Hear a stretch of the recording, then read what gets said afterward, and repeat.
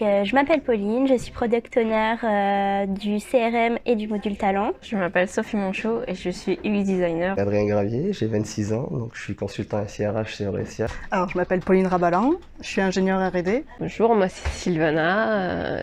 À Aurecia, je suis ingénieure recherche et développement et depuis peu, je suis Product Owner. Alors actuellement, ce n'est pas le cas. Je pense que ça tient beaucoup aussi au contexte de l'entreprise, à la culture d'entreprise. Pour moi, non, c'est plutôt l'inverse. J'arrive plutôt mieux à travailler avec un environnement masculin que féminin. Ouais. Bon, même s'il y a des touches féminines, hein, ça me va aussi, parce que sinon, si j'étais toute seule, je pense pas que ça marcherait. Alors pour moi non, parce que c'est vrai que j'ai été habitué dès le début, hein, j'ai commencé vraiment, voilà, j'ai tout fait en RH, donc j'avais l'habitude d'un environnement très féminin, et même au niveau de ma famille, j'ai que des sœurs, que des cousines, donc j'ai pris l'habitude, hein, donc non, ça va, ça se passe très bien à ce niveau-là. Non, justement, oui, ça apporte autre chose. Il y a vraiment une autre vision qui n'est pas la même et du coup, c'est vrai que ça les change et du coup, ça attire un peu plus aussi. Ça peut même être un plus. Ce monde du dev, ça a un avantage quand même quand tu es une femme, je trouve. Ça donne un peu plus de peps à l'équipe. Quand tu es une femme dans une équipe de dev, les hommes, ils ont plutôt tendance à aller vers toi si tu as besoin d'aide, tu vois, ils sont plus à l'écoute. Et par rapport au fait que je sois un garçon dans les RH, non, ça n'a pas été mal vu, enfin, ça m'a pas posé de soucis pour trouver quelque chose, quoi. Pas de métier pour homme, pour femme, donc non, de ce niveau-là, tout le monde peut le faire. Sur l'informatique, on est tous pareils.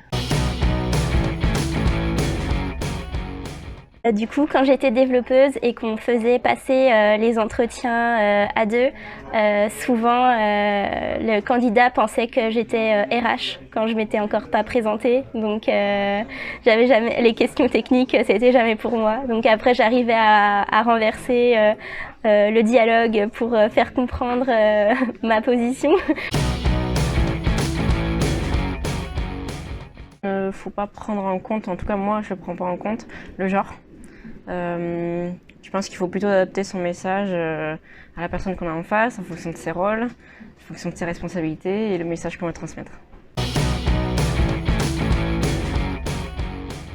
Un seul mot, le respect de l'autre, tout simplement. Le dialogue. Faire en sorte d'avoir un recrutement justement mixte et de faire en sorte d'avoir des équipes mixtes. Que ce soit dans un sens ou dans l'autre, la mixité va favoriser la richesse des projets, ça c'est sûr. Moi, je leur dis allez-y, quoi. C'est une super expérience. De ne pas hésiter à contacter les filles qui sont déjà dans ces domaines-là. Un seul message, foncez. Il faut vraiment qu'il y ait plus de femmes dans le milieu de la tech. Il y a un prof qui m'a sorti une bonne phrase que je retiens, c'est comme quoi les compétences n'ont pas de sexe. Et donc, en effet, voilà, on peut faire vraiment, tout le monde peut faire le métier qu'il souhaite, en fait. Il n'y a pas vraiment de sexe affecté à un métier.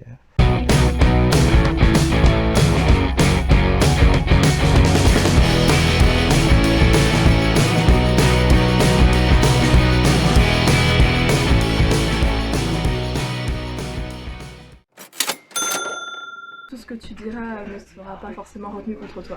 Ok. Et je suis là depuis 8 ou 9 ans, quelque chose comme ça. Première fille de Aurecia. Ouais, c'est moi, ouais. Ok, enchantée, c'est un honneur. J'adore ce que vous faites. Moi, je reste toujours moi-même, donc quand je parle, c'est pareil que ce soit un homme, une femme, un animal. Pas bien faire. Oui, je parle à mon chat, et alors